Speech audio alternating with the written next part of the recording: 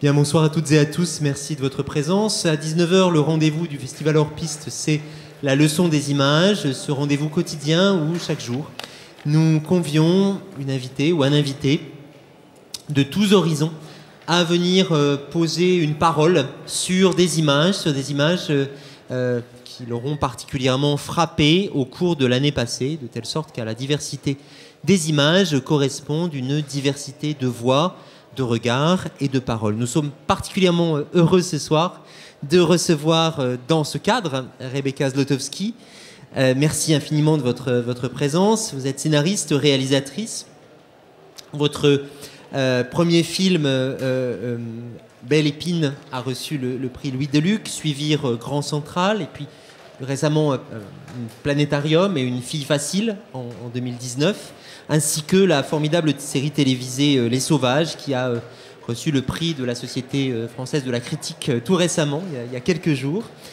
Vous avez été porte-parole de la SRF et l'une des porte-paroles du collectif féministe 50-50. Vous plaidez pour des états généraux au CNC sur les abus de pouvoir sexuel sur les plateaux et dans l'industrie du cinéma. Vous n'êtes pas venu seul et nous sommes très heureux aussi de la manière dont nos invités s'emparent de cette proposition de mille manières, en tout cas de 3 manières différentes pour les 3 séances qui viennent de passer. Je vais vous laisser présenter vos invités et je vous laisse à l'instant la parole. Merci beaucoup. Merci Mathieu. Bonsoir à tous. Il y a du bruit pour Paul Preciado qui arrive à côté. Mais il est encore temps si vous voulez, mais c'est vrai que ce serait intéressant. Bonsoir à tous. Vous entendez? Il n'y a plus de place? Je suis désolée, vous êtes obligés de rester là, mais on est copains. On est copains et je suis d'accord. Il viendra demain, Paul Preciado, pour la leçon des images. Alors, bonsoir à tous. À l'invitation du Centre Pompidou et de Hors Piste, on m'a demandé de revenir sur une ou des images marquantes dans l'année écoulée. Alors, ces images devaient représenter l'apparition d'une foule, d'un peuple, d'une scène collective. C'était votre intitulé. Passionnant sujet, évidemment, quand on est cinéaste, parce que cet intitulé, qui paraît évident au premier abord, recouvre des réalités très complexes, avec 2 séries de questions, on pourrait dire, qu'on pourrait résumer par blocs majeurs. Le premier bloc de questions, j'en viens à vous, hein, vous inquiétez pas, les pauvres.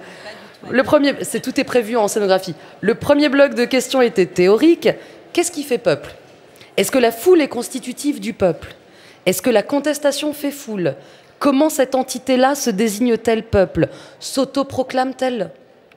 Est-elle désignée par un tiers? Qui? Comment se met-elle en scène et dans quelle image? Quelle image finit-elle par s'imposer après un court ou long trajet d'exploitation comme une image symbole, une image sens, une image qui met en scène une idée? Idée qui pourrait se résumer par la contestation, l'usage de la force, la rébellion, l'empowerment féminin, ou encore l'union, la joie, la colère, la déréliction, la peur. C'est-à-dire autant de catégories du récit que Genette a regroupées sous le terme de figure et dont les champs de la représentation se sont toujours emparés pour tenter d'arrêter l'image, le mouvement, le syntagme, qui serait le véhicule parfait et susciterait l'émotion de la forme juste. Une image métonymie, c'est-à-dire décrivant une partie pour un tout, ou synecdoque, puisque je ne sais jamais, j'ai vérifié tout à l'heure, je ne sais plus. Alors, le deuxième bloc de questions était pragmatique et thématique. Quelle image de peuple choisir? Quel peuple? Une image arrêtée ou une image en mouvement? Si on se la pose cette question, c'est qu'on a la possibilité aujourd'hui, bien plus qu'hier, de la représenter 100 fois plus facilement qu'avant. Les techniques de filmage qui ont évolué dans ce sens-là, filmage léger, embarqué, chacun et chacune aujourd'hui ici, vous possédez une caméra dans votre poche. Possibilité de décupler aussi la présence de la foule dans les effets spéciaux. Moi, j'ai filmé il y a très peu de temps une foule pour la série que je viens de terminer, Les Sauvages, dans lesquelles en fait une foule se déplace pour arriver à avoir un effet de foule avec à peu de frais. On filme un petit groupe qui se déplace de passe en passe. Par exemple, si j'avais envie d'avoir l'impression d'avoir 200 000 personnes, ce qui n'est pas le cas devant moi, je vous filmerai, puis je vous demanderai de vous déplacer derrière, et par un effet de passe, je peux obtenir l'effet d'une foule qui a un effet d'une foule qui se dépeuple et repeuple elle-même. On filme un groupe qui se déplace. Sabri Louata, dont j'ai adapté le roman lui-même, en a fait un sujet de son dernier roman 404, sorti aujourd'hui, je vous encourage à le lire, où il en fait un sujet, où il parle d'images mirages, contestées, contestables, qui n'attestent plus de la réalité, donc des deepfakes. J'en étais là de ces réflexions quand j'ai revu Johanna, Hadji Thomas et Khalil Jorej, mes amis. Après des semaines, les voilà, mes amis. Après des semaines d'absence, car ils rentraient de Beyrouth, où ils vivent à mi-temps et dont ils sont originaires. Là, sidéré par mon ignorance, j'ai compris en parlant avec eux l'étendue de la révolution libanaise qui agite le pays depuis 100 jours.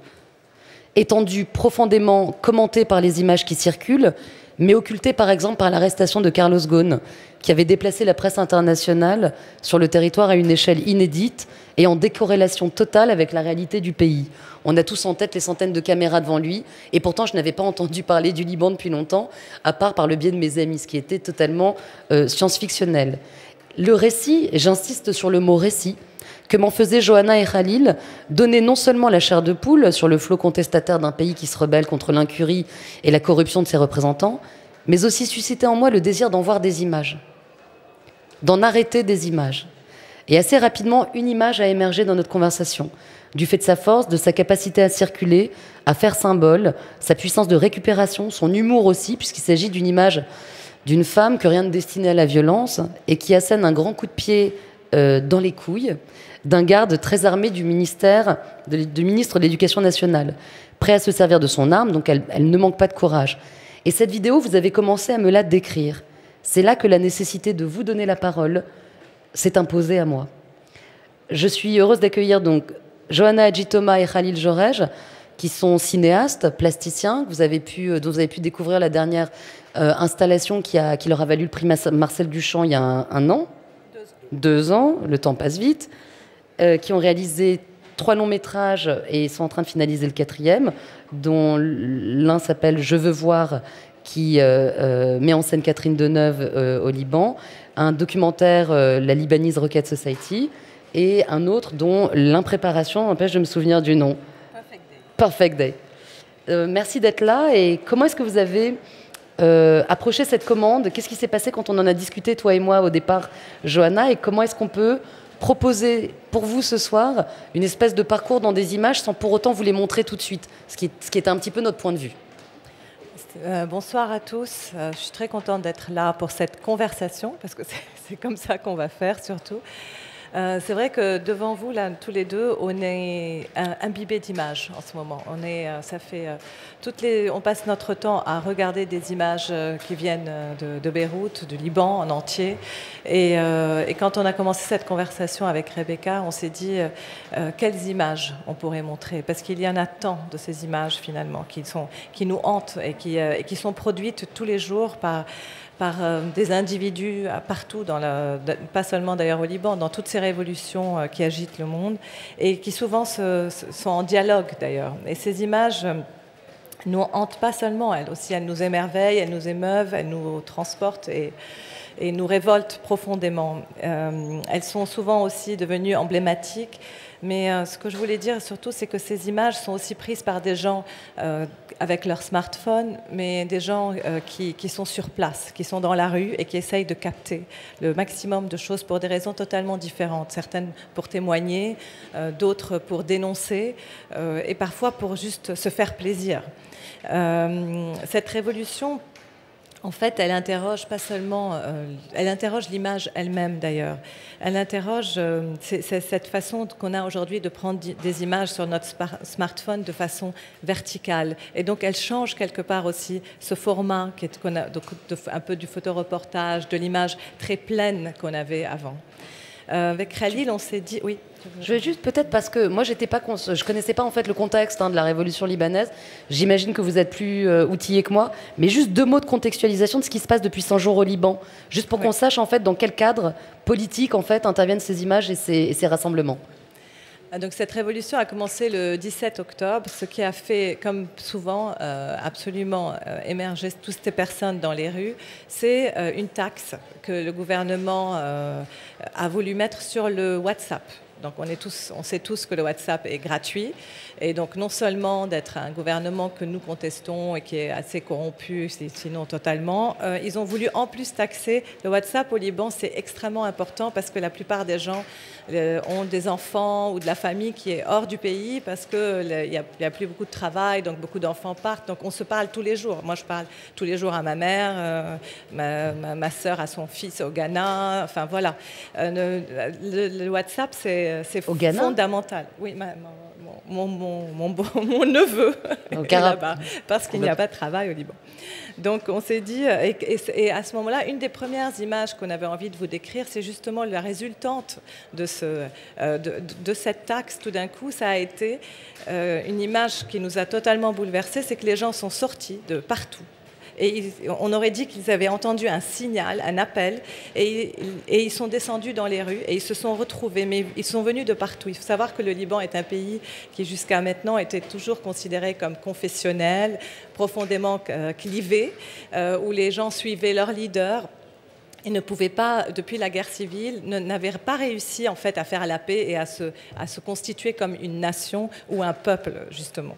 Mais en fait, cette première image qu'on avait envie de vous décrire, c'est justement cette image de cette foule, de ces gens qui sont arrivés de partout, décidés à ne plus se faire avoir par ce pouvoir-là qui les abuse depuis des années. Des gens très énervés, à juste titre, mais aussi extrêmement déterminés. Et ce qui était la première image extraordinaire, c'est de voir tous ces gens ensemble, mais aussi de se rendre compte que tous ces gens qui se pensaient seuls étaient en réalité absolument ensemble. Et que ces gens qui se pensaient et qui se déterminaient par leur confession s'en sont libérés, mais d'un coup, et se sont retrouvés tous ensemble.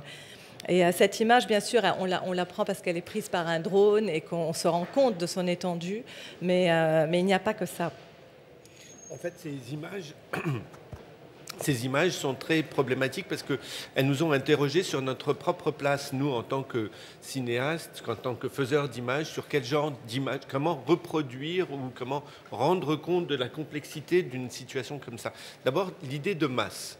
Donc, Johanna a parlé de l'image du drone directement. C'était un raccourci parce que l'image du drone est venue juste après. Les premières images ont été d'abord des images de smartphones, qui ont été des images qui ont été faites par une multitude de personnes et qui ont commencé à circuler. Une sorte de rhizome, une sorte de constellation de personnes qui mettaient leurs images en commun et qui commençaient à produire une masse.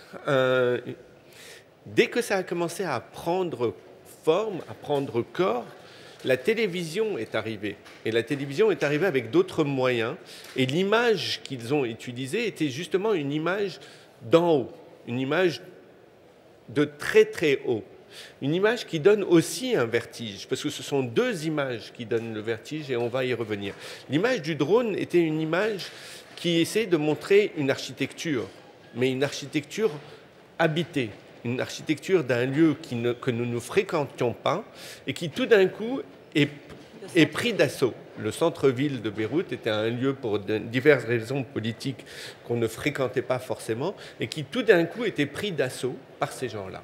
C'est un peu comme si la place de la Concorde tout d'un coup ou la place Vendôme devenait totalement populaire, disons. Les gens arrivaient en masse et s'installaient là. Et cette image a commencé à être diffusée en direct. Pendant qu'elle était diffusée en direct, les gens qui constituaient cette masse se voyaient comme des petits points dans cette image de drone et ont commencé à jouer de leur petit appareil et à se synchroniser entre eux par rapport à cette image collective. Donc ils ont commencé par exemple à montrer au ciel leur écran, l'allumer, changer la couleur, faire un morse, mais sur une image monstrueusement large, où ils étaient tous des pixels. Donc l'image de l'écran devenait un pixel dans l'image du drone, et cette différence d'échelle était fabuleuse. Bien sûr, on peut penser qu'une synchronisation comme ça nécessite généralement un retour sur la place. Donc il y avait chez ces révolutionnaires, ou en tout cas chez ces manifestants, déjà une conscience de l'image qu'ils étaient en train de produire. Ils étaient en train de se mettre en scène pendant que l'image se faisait. Mais généralement, ça nécessite, surtout pour des images synchronisées, beaucoup de mise en scène. Et là, il y avait quelque chose que nous, en tant que faiseurs d'images, qui généralement essayons de réfléchir sur cette mise en scène, comment en arriver là? Il y avait quelque chose d'extraordinaire. Donc là, ces questions-là, déjà, poser des questions d'immanence, est-ce que cette image préexistait, comment elle va exister, comment ils avaient la conscience au moment. Ce que tu veux dire. Moi, j'ai deux questions par rapport à ce que vous avez été. D'abord, j'adore l'image Et vous avez compris qu'on va vous les décrire et qu'on va pas vous les montrer. Hein. Mais on va vous en montrer une à la fin parce qu'on n'est pas vache. On verra, et que c'est on pas verra. une question de manque de générosité. C'est juste qu'il nous a semblé passionnant que dans la circulation de ces images, là par exemple, j'ai pas vu l'image dont tu parles, mais je l'ai vue. J'ai la sensation, parce que j'ai participé à des concerts de pop music, parce que j'ai participé à des rassemblements où on présente en fait son téléphone sous un mode torche, comme je dirais peut-être on tendait un briquet dans le concert de la Boom 1 et 2, un Zippo. Voilà, peut-être à l'époque. Maintenant, voilà, le téléphone est devenu en fait une source évidemment lumineuse et avec une conscience de sa présence dans l'image. Il y a deux choses en fait que m'évoque ce que vous venez de dire. C'est l'effet de conscience de l'automise en scène en fait de ceux qui se proclament nous le peuple entre guillemets, et avec tout ce que ça peut avoir de fascinant et d'inquiétant. Parce que de temps en temps, on reçoit des mails avec « nous, le peuple ». Et on se dit « mais vous êtes qui ?» C'est « nous, le peuple, c'est moi, le peuple, c'est vous, le peuple ». Quand on a une façon de se parler les uns les autres, il y a une espèce d'arrogue. On peut s'arroger cette place-là. Et la deuxième chose, c'est la raison pour laquelle peut-être vous n'avez pas désiré, vous, cinéaste, pourtant faire beaucoup d'images pendant ce moment, ce temps de révolution. D'abord, est-ce que vous en avez fait? Est-ce que vous avez renoncé à en faire? Pour quelles raisons éventuellement? Est-ce que vous anticipez de faire des images à partir de ce moment? Ça, c'est vraiment des questions que j'avais envie de vous poser. Alors, je voudrais juste avant, parce que sur ce syncrétisme, synchronisation des smartphones, ça fait peur. Une image parfaitement ordonnée où tout le monde travaille à l'unisson sur un... Ça fait peur. Ça fait peur parce que ça nous renvoie à d'autres images du modernisme, à des images de gens qui marchent au pas. Des gens qui... Mais en même temps, ça nous interroge sur un autre... Mais en fait, ce n'était pas du tout le cas. Oui. Parce que ce qui était extraordinaire, c'est la spontanéité de ces images. Et le fait aussi qu'elles ont eu le lieu le plus important où ça a eu lieu est une ville qui s'appelle Tripoli et qui est connue en général pour être assez radicale, assez intégriste. Et là, on assistait à des peut-être très faussement d'ailleurs, ce qui a été prouvé, on assistait à des raves géantes, c'est-à-dire que, mais absolument spontanées, de la musique. Un type monte dans un appartement, sur la place, il met de la musique et il crie. Et tout le monde crie « Révolution » avec son téléphone, mais pendant des heures. C'était absolument bouleversant de voir comment, en général, il y a un déplacement total des images. Et pourquoi tu dis faux? Ça a été prouvé? Non, je ne dis pas faux. Je dis au contraire, non, que cette ville était intégriste ou radicale ou pas ouverte, alors qu'elle a montré une immense générosité et une immense connexion. Et quand Khalil parle de synchronisation, c'est pour dire combien finalement, à certains moments, on vit au même rythme sans le savoir. C'est-à-dire que tout d'un coup, on descend tous et vivre ensemble, faire peut-être, je ne sais pas moi, peuple, je ne sais pas ces notions-là, mais vivre ensemble, c'est aussi à un moment accepter et se rendre compte qu'on est à un même rythme et que ce rythme-là, on se reconnaît parce qu'on est dans ce même moment de notre vie. Et ça, c'était extraordinaire. Sur le vivre ensemble, c'est partager d'une certaine façon un même rythme. Et cette façon de battre encore ensemble, c'est effrayant et en même temps, ça fait tellement du bien. Mais donc c'est une contradiction. Alors, vous me permettez de dire une chose. Alors, dans le cas de Tripoli, ce qui m'avait passionné quand on avait discuté, moi je ne connaissais pas l'ADN de Tripoli comme ville fermée, rigoriste pour le Liban. On n'entend pas. Vous entendez, pardon?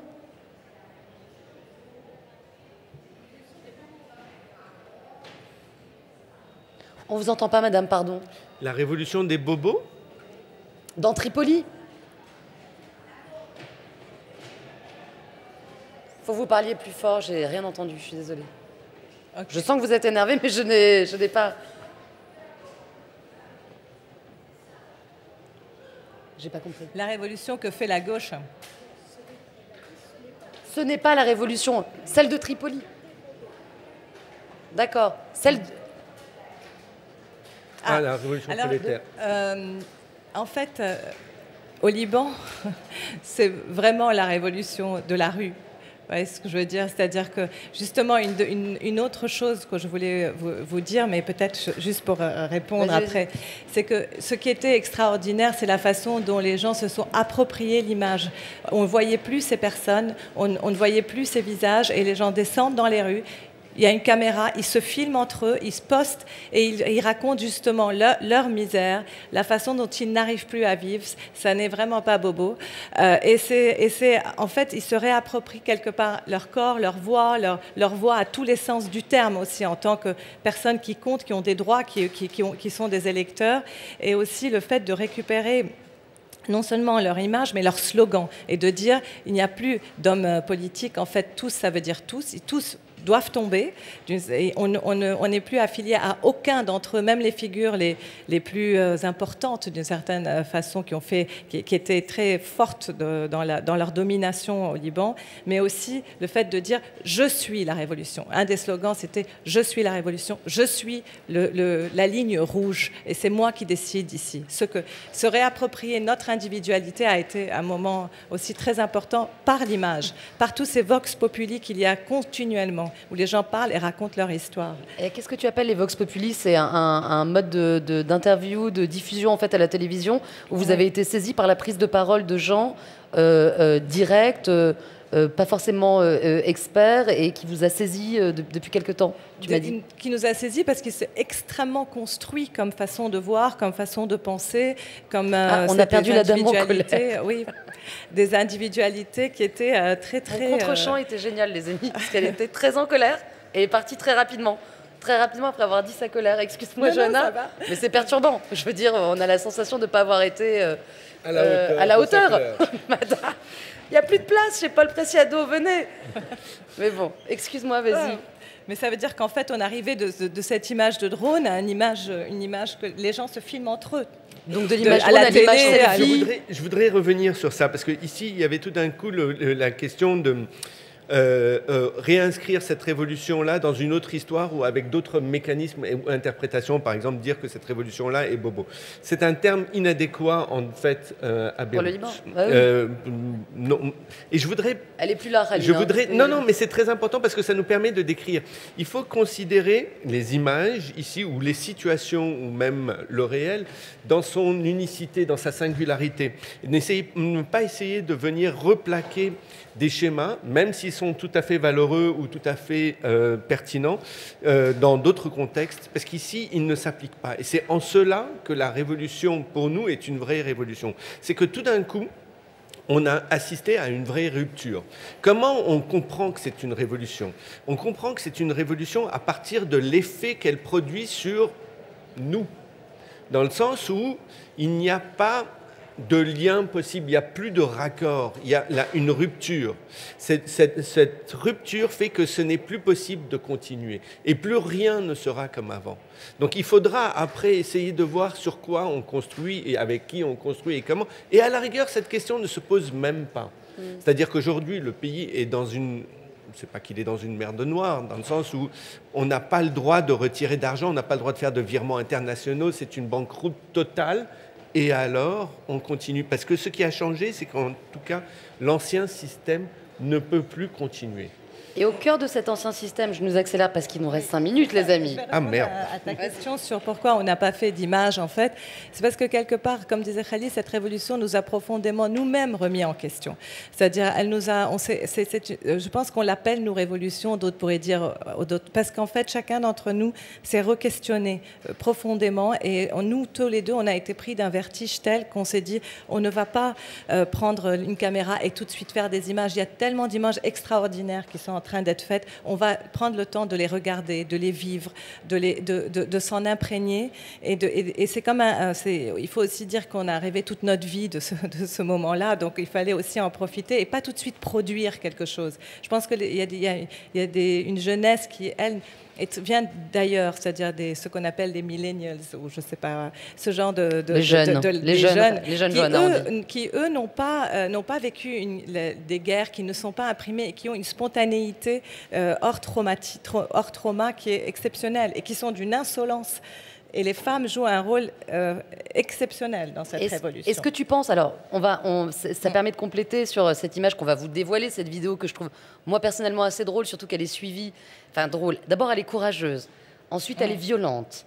Ensuite, elle est contestataire et elle est transgressive parce qu'elle raconte la violence d'une femme contre un homme armé. Ensuite, elle est d'une femme contre un homme armé, dans un endroit ironique, puisque c'est vraiment aux parties génitales qui sont l'endroit de la plus grande vulnérabilité de cet homme armé. Et ensuite, un autre niveau, parce qu'elle est devant ce qui ressemble à une banque. Et on comprend que la puissance financière, là, on ne peut pas rentrer dans le détail, mais si ça vous intéresse, si ça vous passionne comme moi, le fait que la puissance financière soit en pleine... désintégration, faillite, raconte aussi quelque chose de la faillite de l'État et de la possibilité peut-être du peuple de s'unir en dehors de tout ça. Bon, pour toutes ces raisons, cette image est une image sens, est une image symbole, mais aussi quand vous évoquez le fait que, pour vous qui avez connu la guerre civile, vous étiez plein d'images de terreur qui sont des images... Moi, je milite avec Johanna et Khalil à la Société des réalisateurs de films. Et de temps en temps, on est un petit peu radicaux. On dit ce serait bien de descendre dans la rue ou de faire quelque chose d'un peu violent et radical. Et puis, souvent, Johanna dit... Alors attention, parce que les mots, chez nous, ont pu nous amener à la terreur. Ont pu nous amener dans de la violence physique. Et c'est quelque chose à quoi, moi, je n'ai jamais été confrontée. Moi, une cinéaste et ou une universitaire française, jamais de ma vie, ça n'a été un danger de vous parler là maintenant. Et je pense que dans le cas de Johanna et Khalil, vous êtes emprunt et empli, et votre travail, votre cinéma, vos installations en attestent, de ce danger-là. Si bien que vous ne pouvez pas fabriquer les mêmes images parce que vous avez aussi besoin de vous désengager des images que vous avez en tête, de la peur que vous avez en tête, parce que vous savez qu'elle est possible. Et cette jeune femme, dont je vais peut-être vous montrer, j'étais déçue en fait après quand j'ai vu la vidéo, parce qu'elle durait que 6 secondes. Et moi, je m'attendais à plus.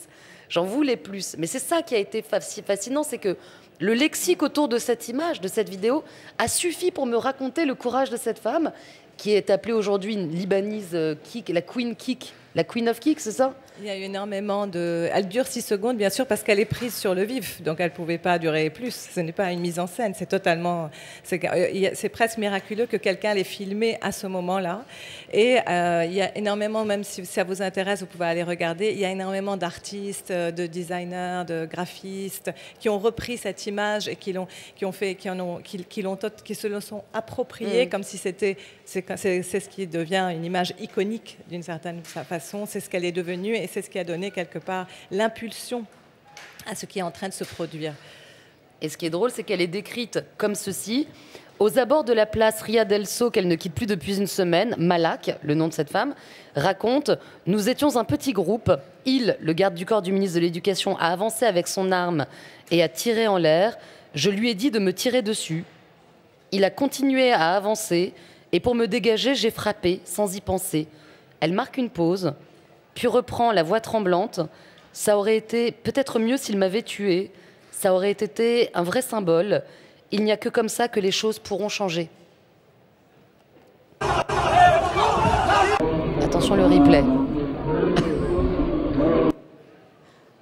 Et de cette image est né un symbole de la contestation féminine, transgressive, anti-pouvoir banquier, anti-pouvoir armé, et d'une espèce de contestation totale. Et je ne sais pas comment vous... Jubilatoire, et qui a fait tomber le mur de la peur, comme on dit. C'est un des grands slogans, c'est que il y avait toujours cette peur justement des armes, du pouvoir, du leader. On avait peur que ça recommence, on avait peur que les choses reviennent parce que c'est tellement fragile. Et finalement, voilà, avec juste un coup, elle a désarmé et elle a désarmé la peur. Avec un coup bien placé. Je propose un replay.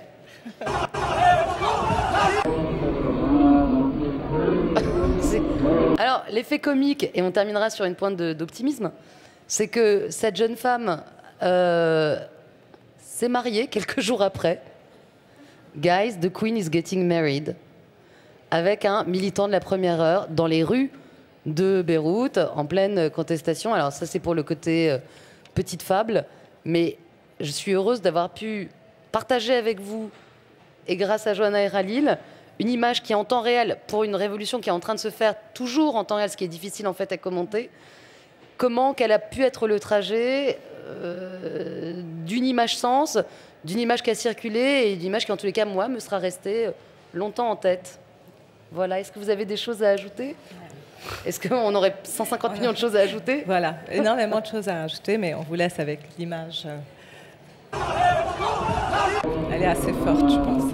Bon, est-ce que vous avez des questions ou il n'y a peut-être pas de questions à avoir C'est terminé. Bonne soirée à tous et merci de nous avoir suivis. Merci beaucoup. La dame est partie. Madame s'en foutait. Je suis allée vite, parce que des trucs comme ça, t'as bien fait. Je suis allée vite parce que... Non, c'est très bien. Mais on n'a rien fait de ce qu'on avait dit qu'on allait faire. Non.